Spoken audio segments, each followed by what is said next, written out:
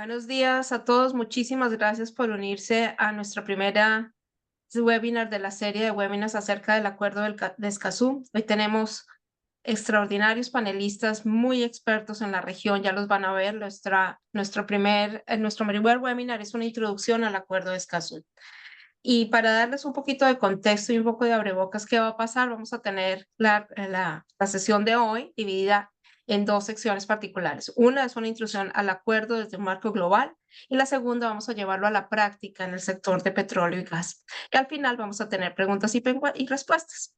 Un poquito como de notas de casa, por favor, compartan sus preguntas y respuestas en el Q&A. Nosotros vamos a estar muy diligentes de poder atenderlas, dado por tiempo, vamos a tratar de maximizar el tiempo y vamos a tratar de dar respuestas en la medida que van dando o algunas respuestas se van a contestar en el chat para hacerlo más efectivo.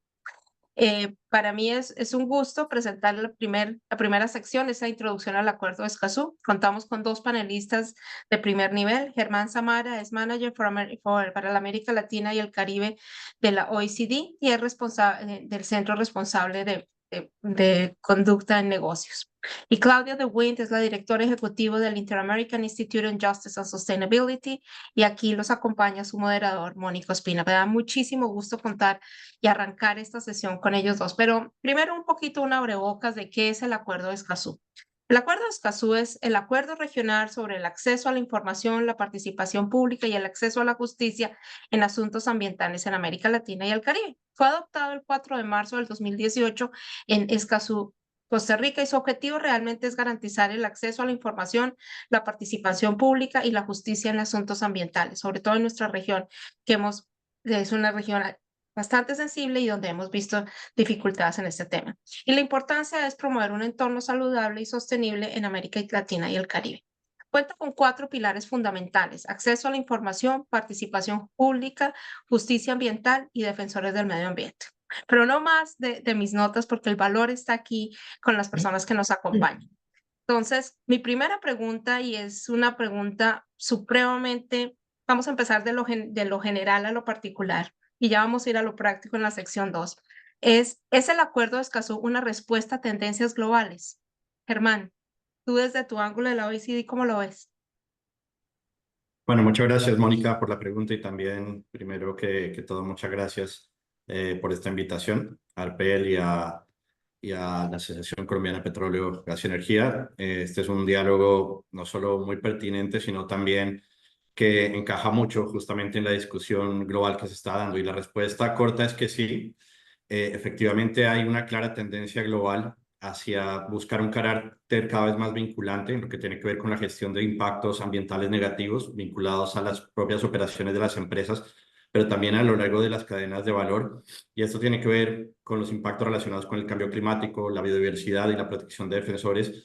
Y consideramos que Escazú encaja justamente en este entorno, ¿no? Y un dato, digamos, no menor es que en la OCDE hoy en día más del 70% de los países miembros ya han iniciado un camino para regular en este ámbito, bien sea porque adoptaron una legislación específica en materia de debida diligencia enfocándose en los impactos ambientales o porque están en camino a hacerlo.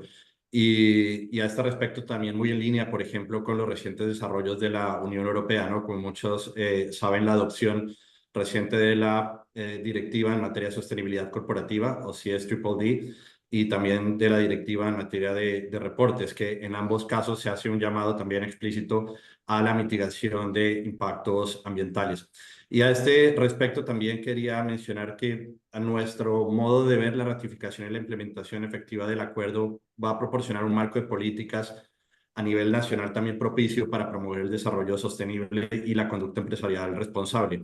Además, creemos que este acuerdo va a representar un catalizador de un entorno más seguro también para la inversión en la región, porque la entrada en vigor del acuerdo puede eventualmente dar forma al contenido de futuros acuerdos ambientales multilaterales, ¿no? Y también atraer inversiones que cada vez buscan entornos sostenibles y respetuosos de los marcos socioambientales. Entonces, también es una cuestión de los negocios hoy en día.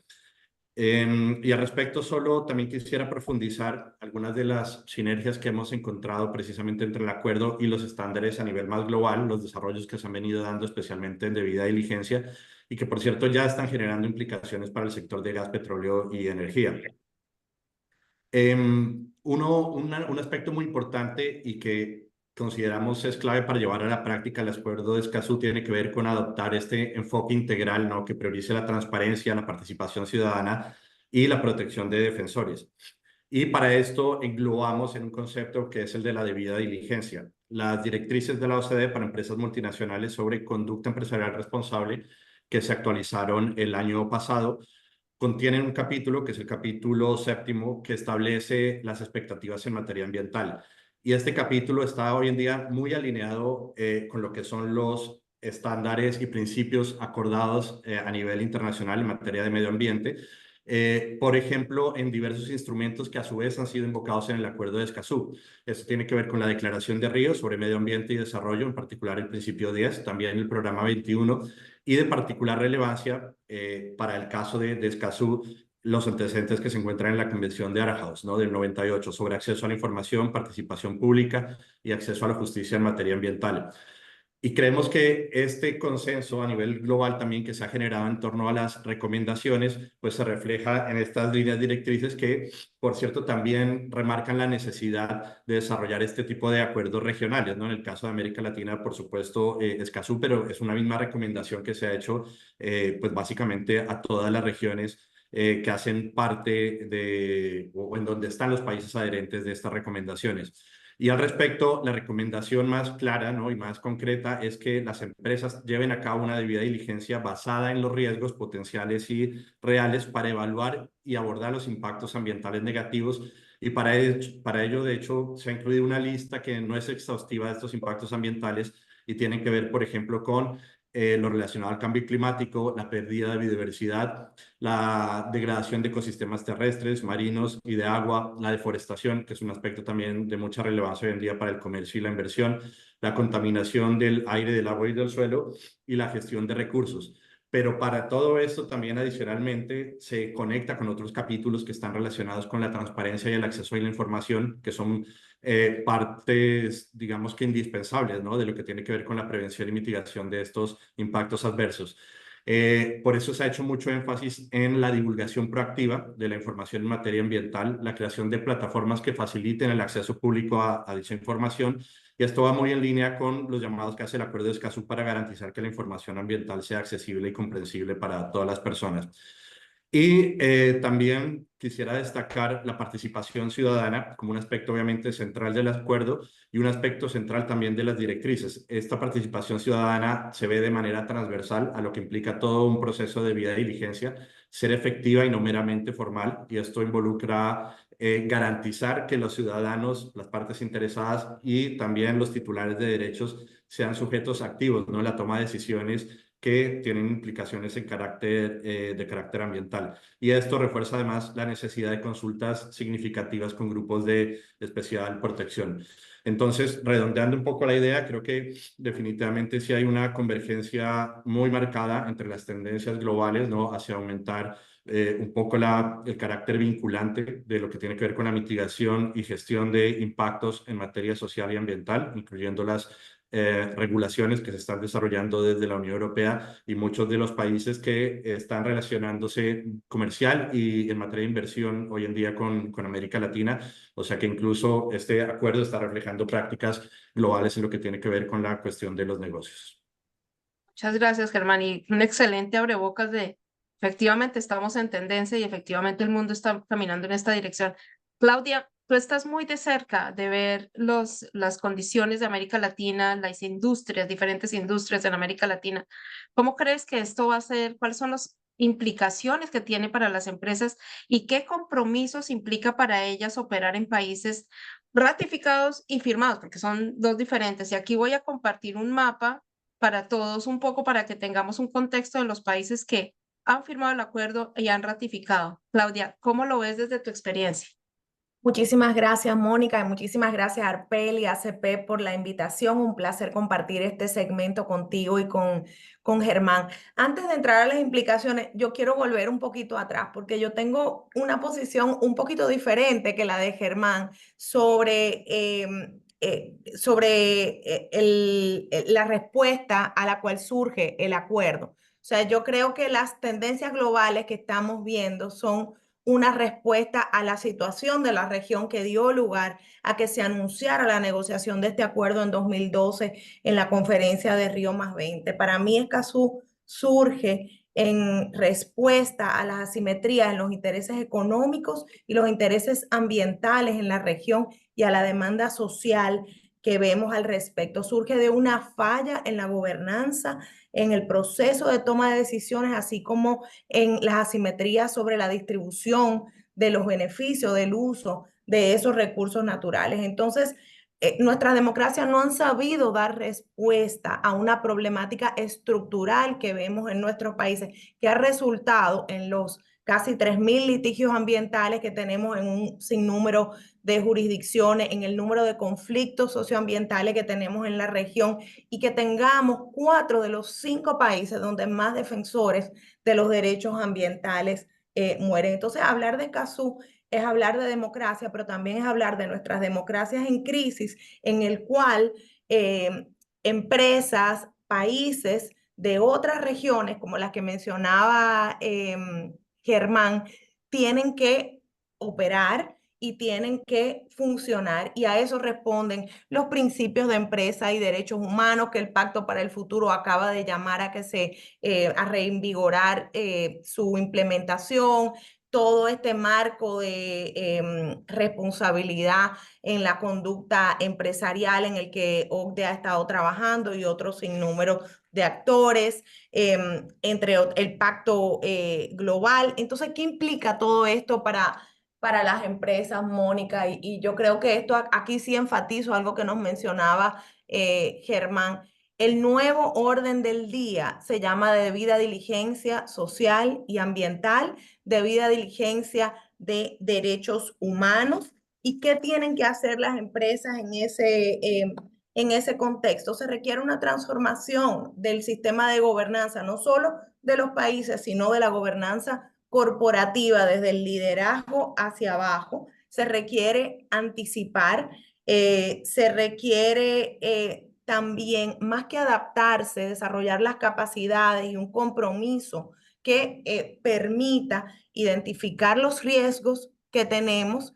Hoy en día también, o sea, 4 de los 10 riesgos más severos identificados por el Foro Económico Mundial son riesgos ambientales, son riesgos socioambientales que repercuten en la operación de las empresas en la región.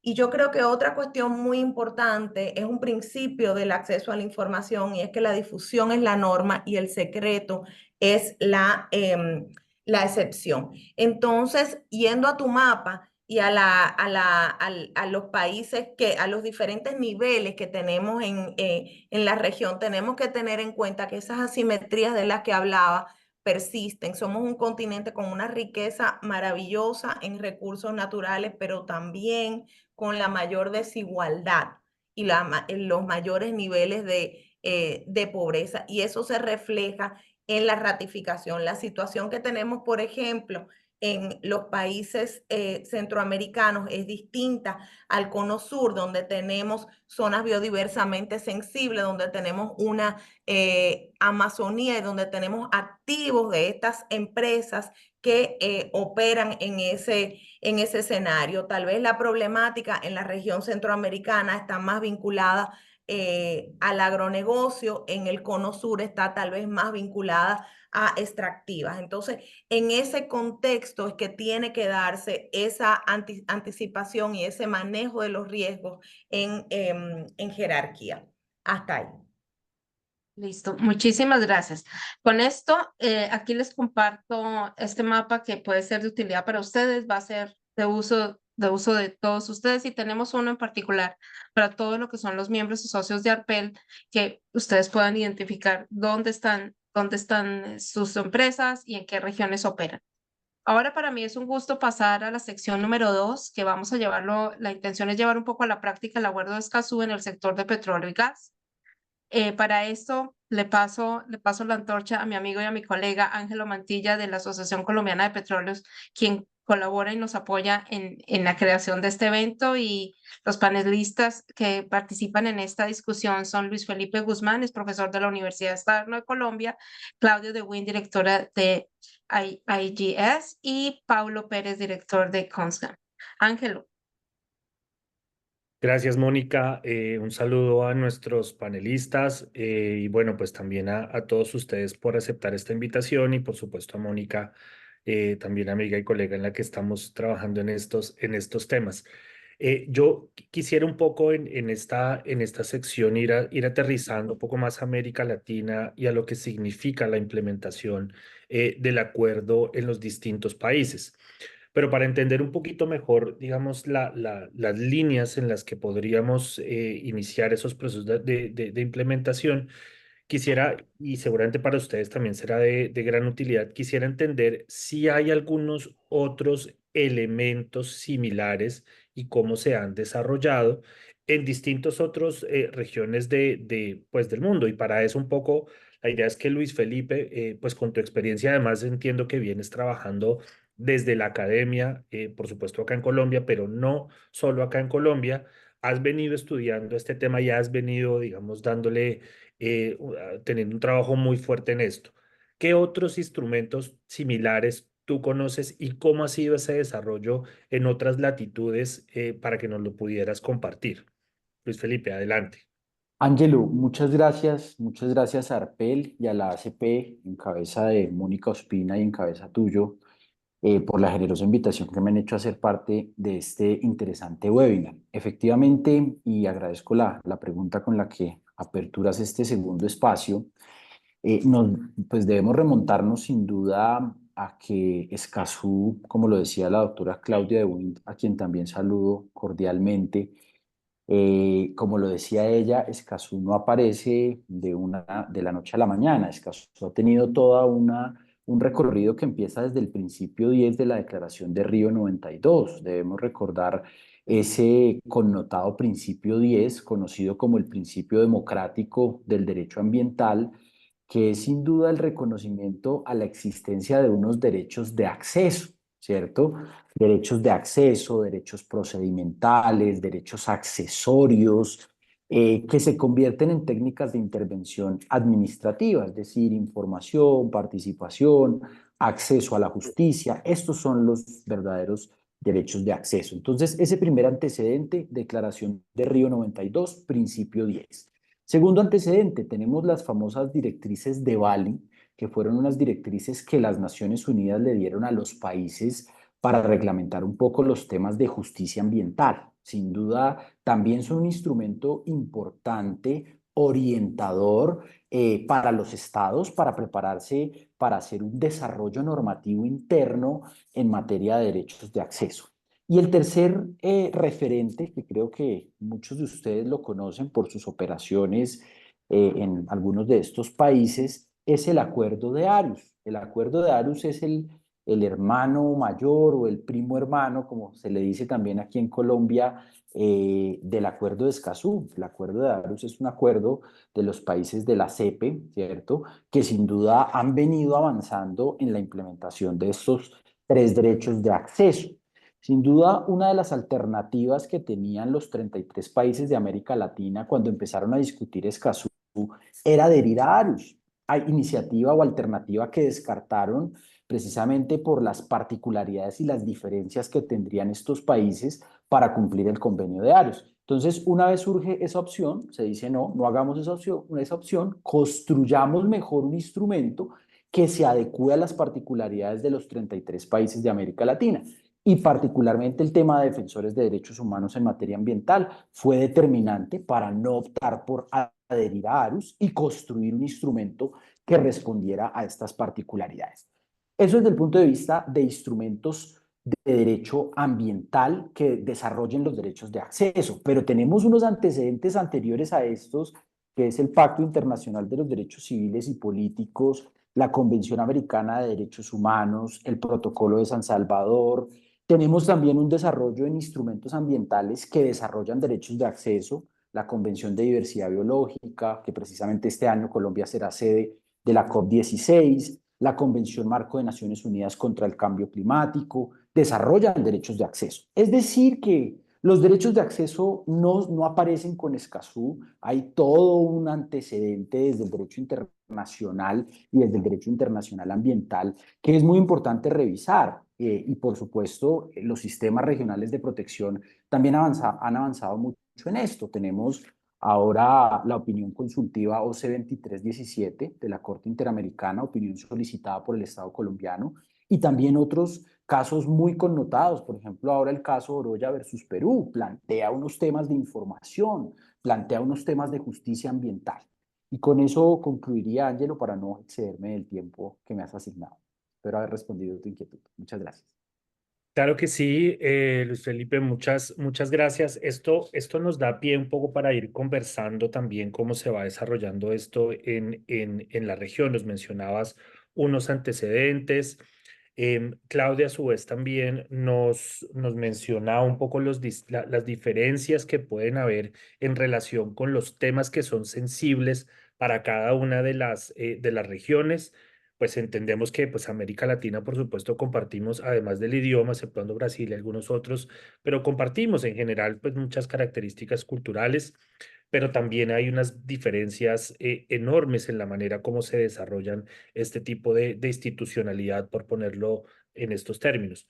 Por supuesto, en el Cono Sur seguramente es distinto la manera como se desarrolla este tipo de acuerdos, lo mismo que en la parte norte de América Latina, sin mencionar, por supuesto, Costa Rica, perdón, América Central.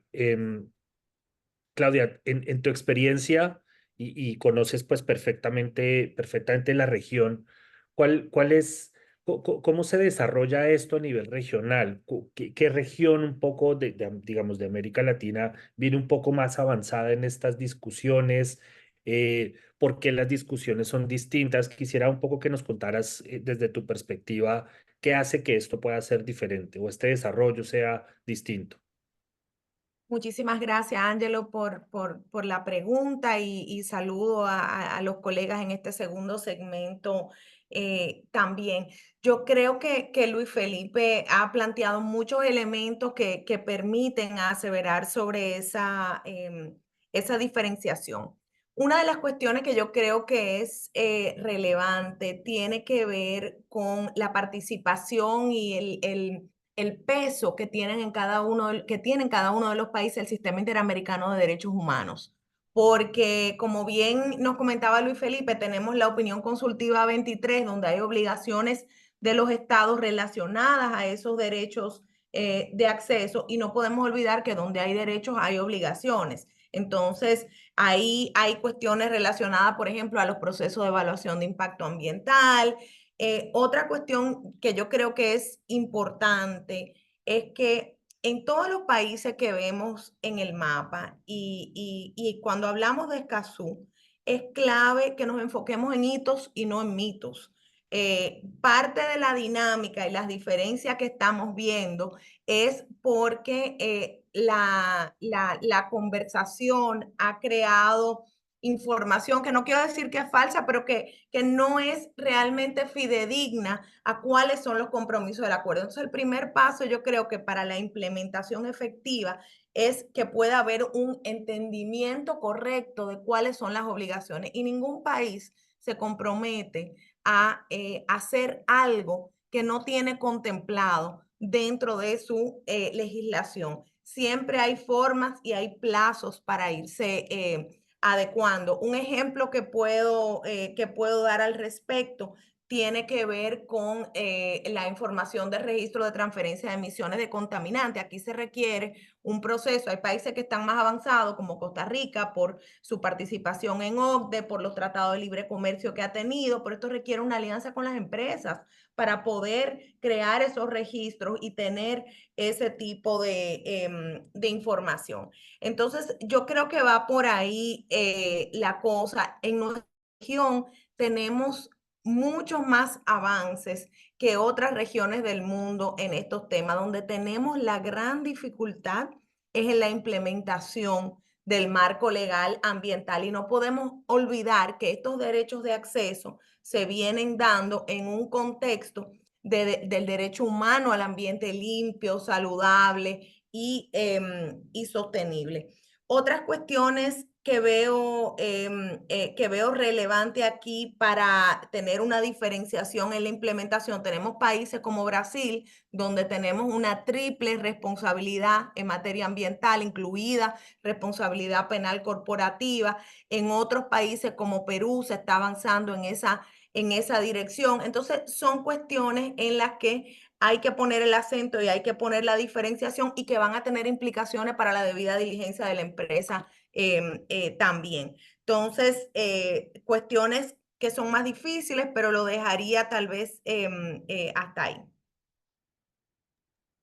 Gracias, Mónica. Me pareció bien interesante una mención entre todas las que hiciste alrededor de los desarrollos normativos necesarios justamente para la implementación del acuerdo.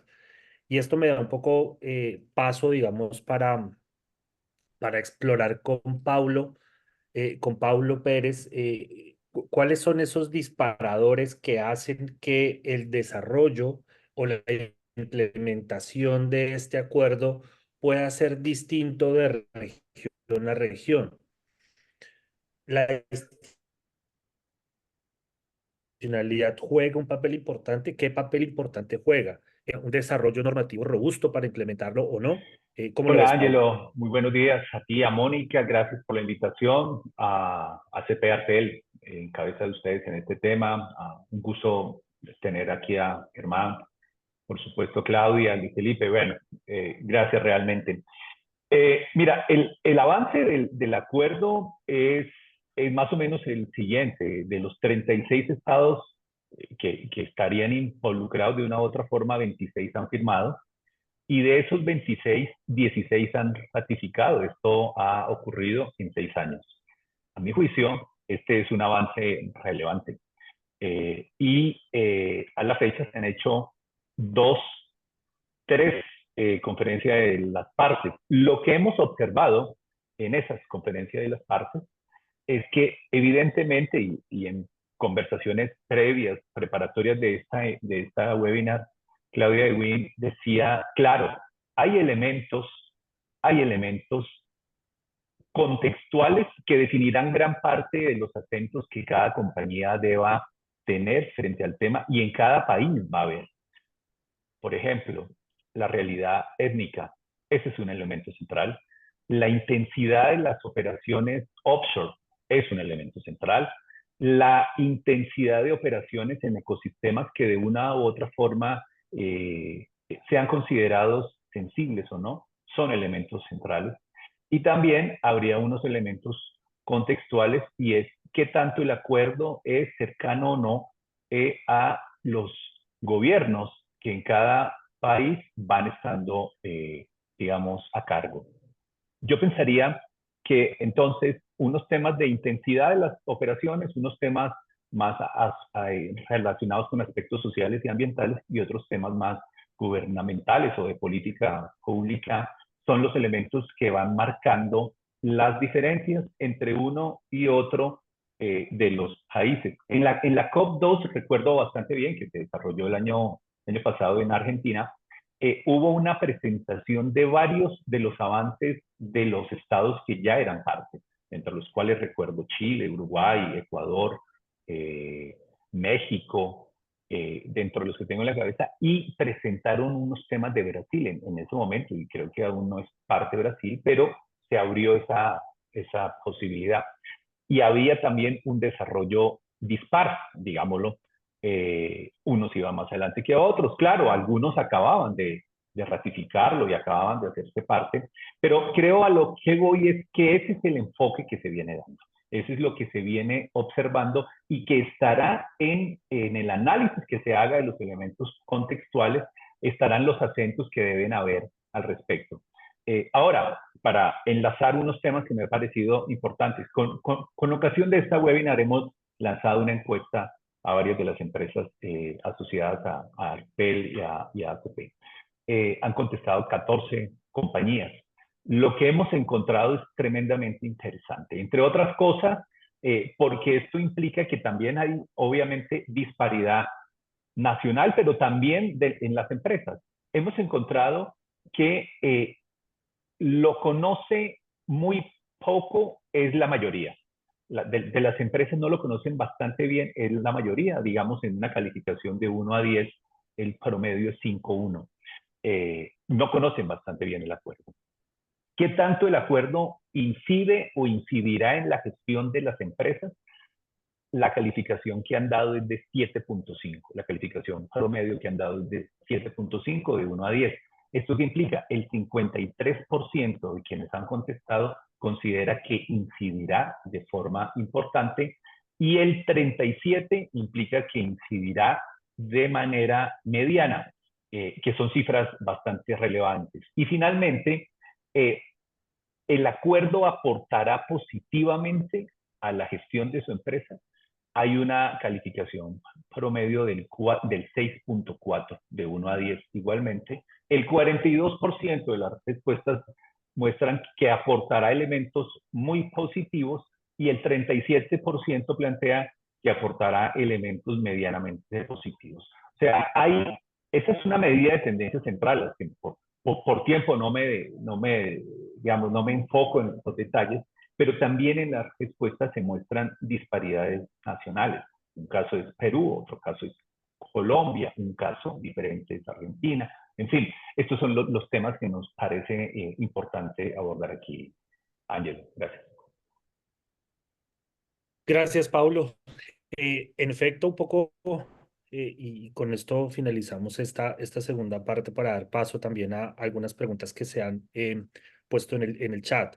Pero antes de pasar a esta última parte, quisiera que en un minuto, tal vez todos ustedes lo han mencionado, oportunidades, retos, qué se viene, cómo esto se va a desarrollar, qué implicaciones puede tener esto. Quisiera que en un minuto nos pudieran mencionar tal vez oportunidades y retos para el sector de oil and gas y en realidad para el sector energético y en general en América Latina, retos y oportunidades que ustedes ven para este sector.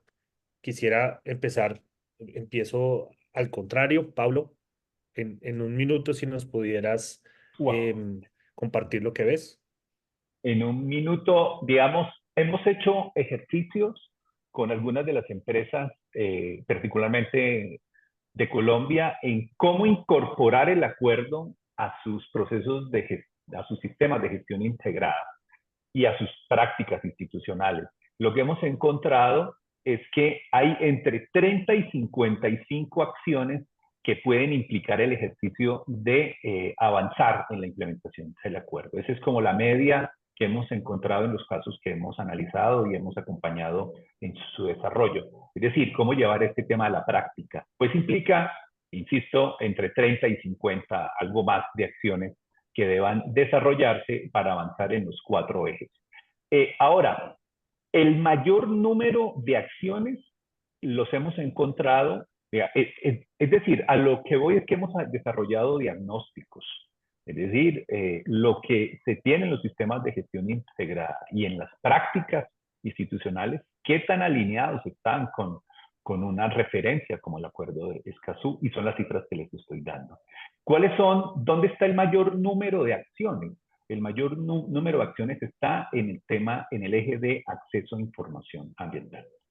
Ese tiene el principal reto, por lo menos en lo que hemos avanzado y en las herramientas que hemos creado para construir este tipo de análisis. El segundo elemento son acciones transversales.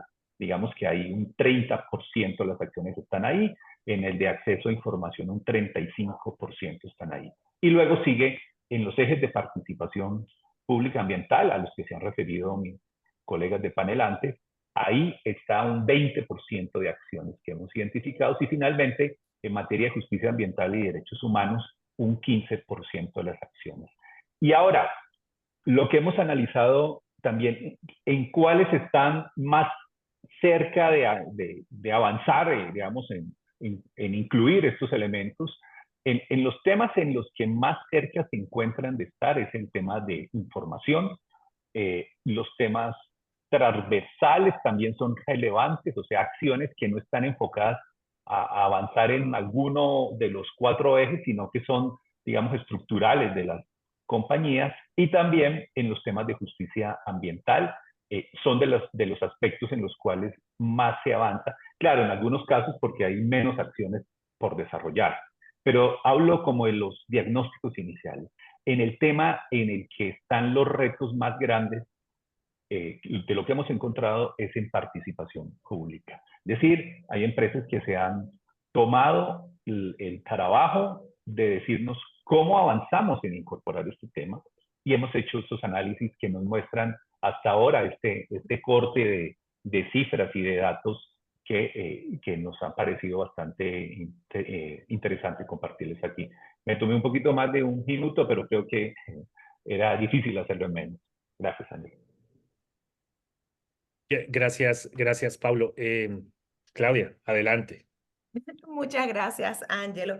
Bueno, yo creo que lo primero que hay que decir es que las exigencias de derechos humanos al final del día son una inversión en la gente, en el planeta, la prosperidad y se pueden traducir en seguridad jurídica para la inversión. Entonces, yo creo que aquí hay dos caras de la moneda. Una, cómo enfrentar los retos se convierte en una oportunidad y el que sea una oportunidad va a depender de la conducta de los actores, ya sean los estatales y los no estatales. ¿Dónde yo veo los retos para las empresas? Primero, en tener que hacer ese ejercicio de autoevaluación y es algo que nosotros hacemos en nuestro trabajo, el acompañamiento para esos procesos, para identificar la materialidad, identificar quiénes son mis stakeholders y poder, en vez de conflictividad, generar confianza con esos actores. Nos mencionaba Paulo antes, bueno, las comunidades locales, los pueblos indígenas, quiénes son aquellos que pueden tener implicaciones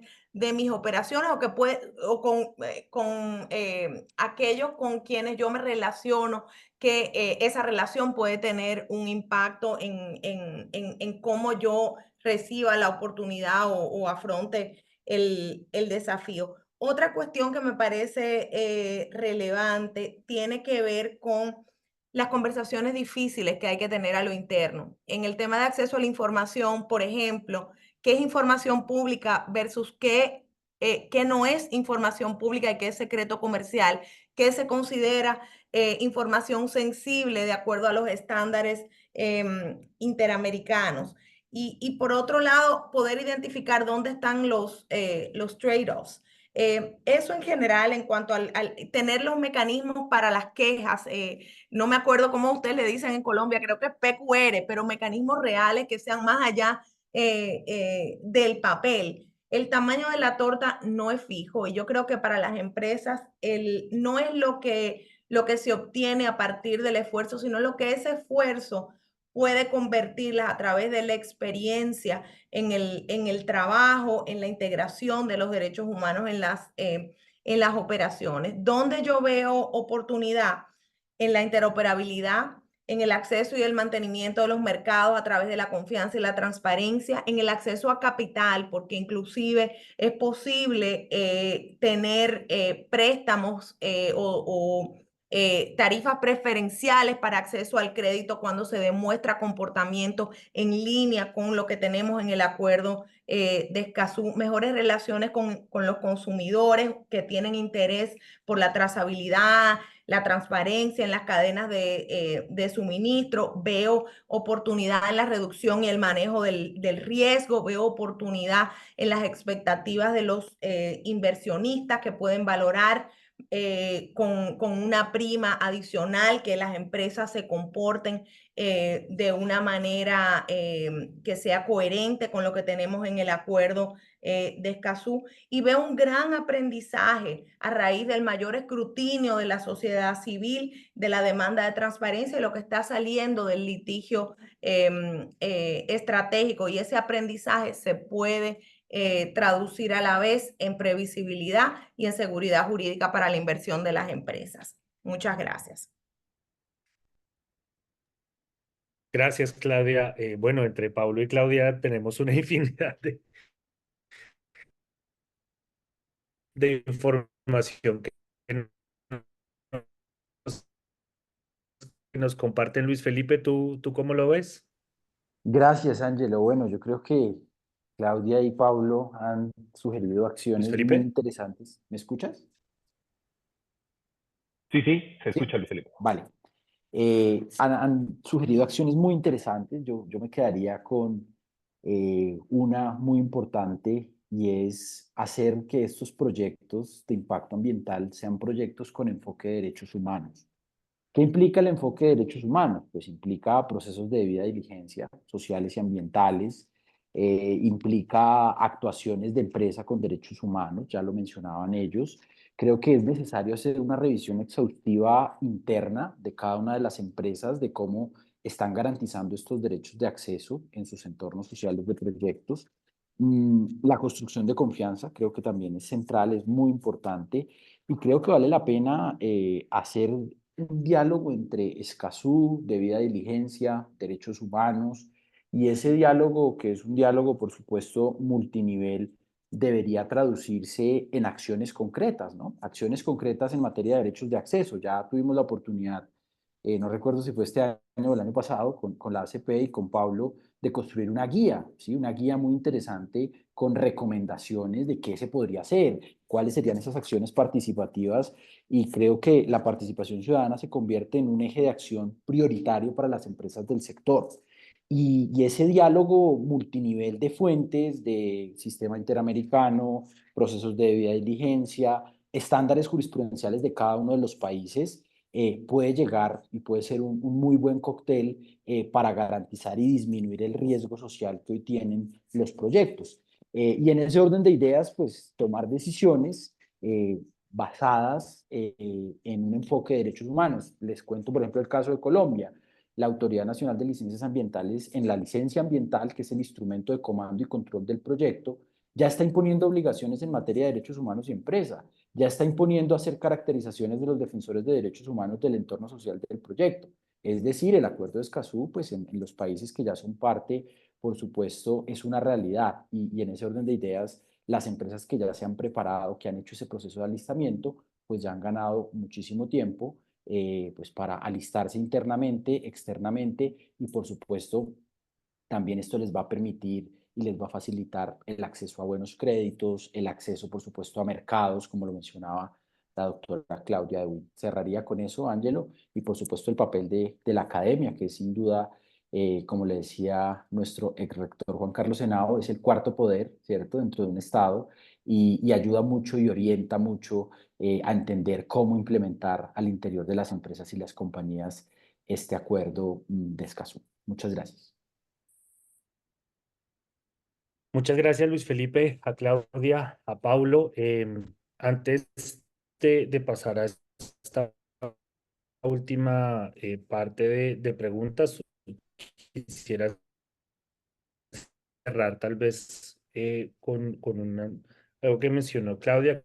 Creo que a lo escaso no es necesariamente un trade-off, sino a lo mejor creo que vale la pena seguir hablando de este tema. Gracias, Luis Felipe, por la publicidad a propósito de la guía. Mónica, adelante con la última parte. Muchas gracias.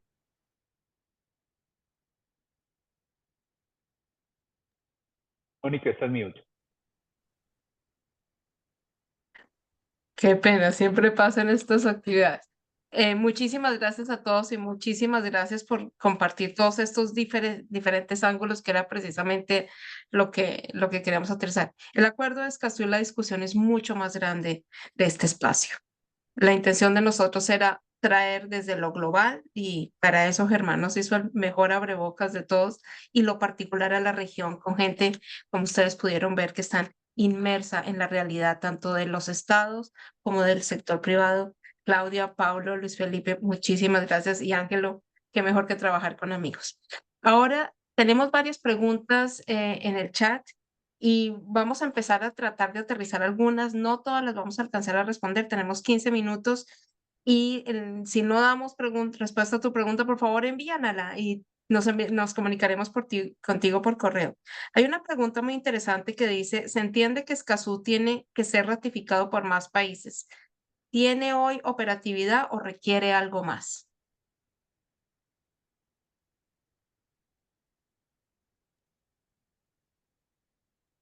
¿Quién quiere responder esa pregunta? Bueno, me lanzo, Mónica, entonces. Eso está muy bien. Yo creo que la respuesta es depende, porque el acuerdo tiene operatividad y está en vigor para los países y las partes que lo han ratificado. Lo que yo nunca le recomiendo a un Estado es ratificar un acuerdo si no está listo para ello y no conoce las implicaciones. En algunos países hay procesos de control de convencionalidad que permiten hacer el examen. Por ejemplo, en el caso de Escazú se hacen consultas con el Poder Judicial por todas las disposiciones relativas al acceso a justicia. El acuerdo tiene en el artículo 10 una serie de disposiciones complementarias sobre capacitación, sobre cooperación. Yo creo que ese análisis hay que hacerlo antes de ratificar. El acuerdo no es una camisa de fuerza, es un piso. Entonces, si no estamos listos para la implementación y lo que eso implica, tener un acuerdo ratificado con el cual no vamos a poder cumplir, no sirve de nada. Entonces, yo creo que de nuevo la respuesta, como mis colegas abogados no me dejan mentir aquí, es depende. Luis Felipe, tú habías levantado tu mano. Creo que quieres hacer algún comentario adicional. Gracias, Claudia. No, yo creo que ya la doctora Claudia lo ha establecido de manera muy clara. El contenido del acuerdo requería un número mínimo de países parte. Eso se cumplió precisamente en el Día de la Tierra hace un par de años, ya entró en vigor. Ya es cada proceso interno de cada uno de los países. Por ejemplo, en el caso colombiano se tardó muchísimo.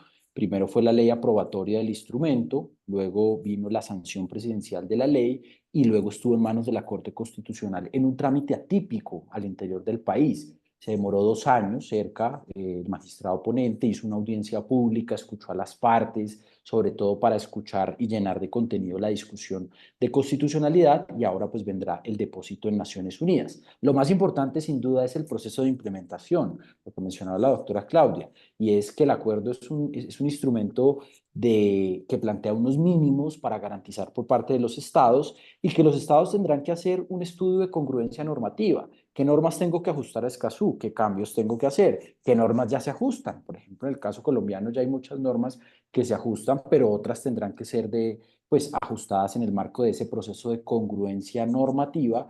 Y por supuesto ahí es muy importante ver países, por ejemplo, Ecuador, que ya ha avanzado muchísimo en la ratificación, y otros países pues, que ya tienen una agenda un poco más clara de cómo implementar Escazú.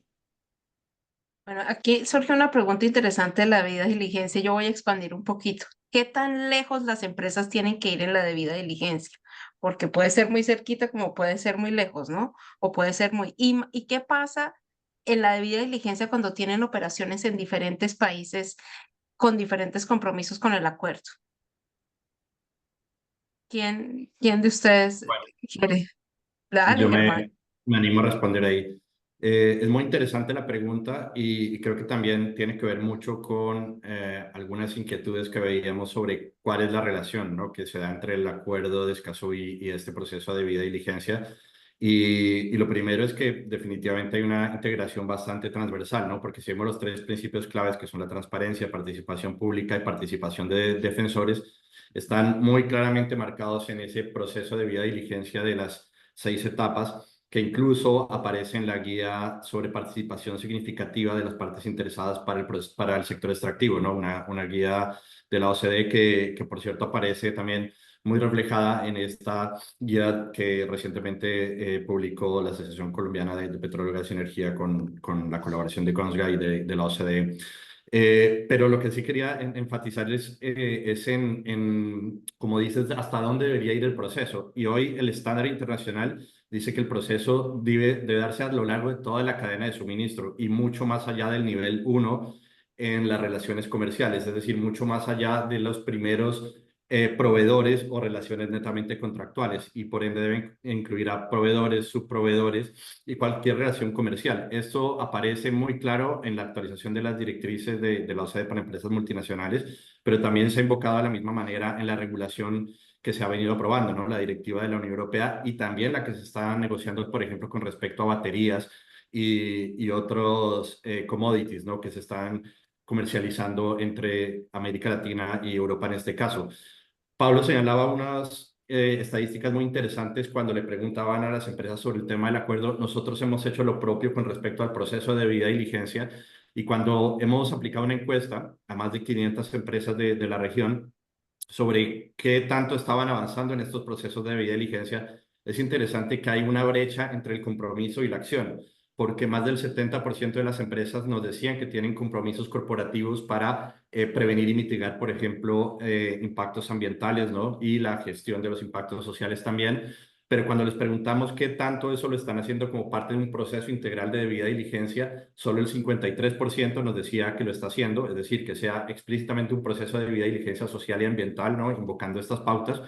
Pero incluso cuando les vamos un poco más allá y preguntamos quiénes lo están haciendo más allá del primer nivel, es decir, más allá de sus contrataciones directas en la cadena de suministro, solo el 37% lo está haciendo. Es decir, que estamos hablando de una tercera parte de las empresas que hoy en día hacen un análisis de riesgos más allá de su primer nivel en la cadena de suministro, y esa es en definitiva también la expectativa que aparece en los estándares internacionales. De manera que la oportunidad, y como decían mis colegas hace un momento, aparece aquí en integrar efectivamente estos postulados del acuerdo como un compromiso, ¿no?, de la empresa, pero que se traduzca en acciones efectivas.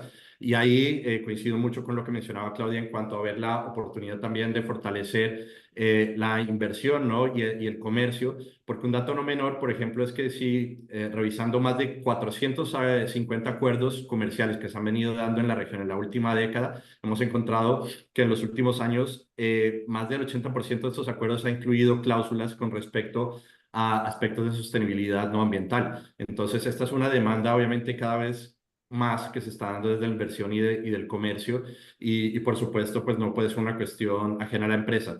Pero para terminar, solo también resaltar que aquí hay un compromiso que va más allá, ¿no? Es un compromiso también desde los gobiernos. Los gobiernos deben liderar con el ejemplo y deben crear un marco normativo que facilite la implementación de estos estándares.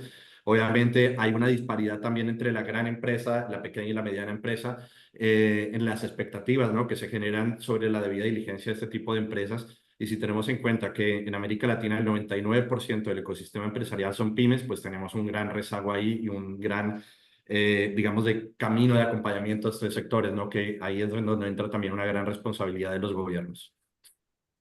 Tú mencionas muchos aspectos fundamentales y yo creo que a veces se nos olvida que somos parte de una cadena de valor y todos vamos cargando esta parte fundamental. Paulo, aquí sale una pregunta interesante que va ligada un poco al acceso a información y va también ligada a este involucramiento de actores. Yo quisiera integrar esa parte de generar acceso a la información porque eso es un reto. A veces no entendemos hasta qué tan lejos va la transparencia o qué tan lejos, y Claudia, tú lo mencionabas en tu parte inicial de tu presentación, hay un material que pertenece como propiedad de la empresa que no se divulga, pero hay material que realmente es de interés de nuestros actores. ¿Qué tan lejos debemos ir en ese acceso a la información? ¿Qué es público y qué es algo? Es la pregunta del millón, yo lo sé, es súper difícil. Y la quiero unir con la caracterización que hablabas de los actores defensores de la naturaleza. Entonces, ¿qué tanto compartimos con ellos? ¿Qué tanto avanzamos en esto? ¿Qué tanto transparentamos? ¿Qué tanto aceptamos? Como bien se dice en inglés, agree to disagree. Estamos de acuerdo en que no estamos de acuerdo, pero eso no significa que actuemos en contra. Pablo, te voy a poner en la silla caliente y Claudio también te voy a poner en el hot seat en esto. Gracias, Mónica. Esa es una excelente pregunta también.